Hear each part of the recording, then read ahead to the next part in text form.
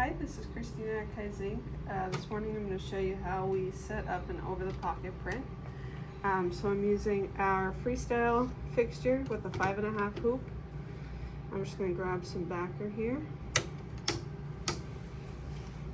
And then for this particular garment, we're going over the pocket. So we're just going to thread it on here.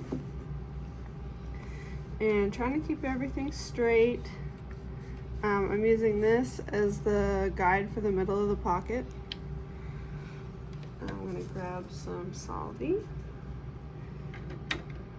And just so I can keep them all consistent, I'm going to hoop to the second seam here, if you could see. So there's 1 and 2. I'm going to hoop to that one. And keeping everything centered. Looks pretty good. Alright, so this one on the machine I have marked, the crew says they want it 0.5 above the pocket. So I just used our magic pen here and marked that. We're going to give it a little trace. I like to hit square. Outline will show you the whole thing. Square will just show you the tops and the sides. So we'll hit that.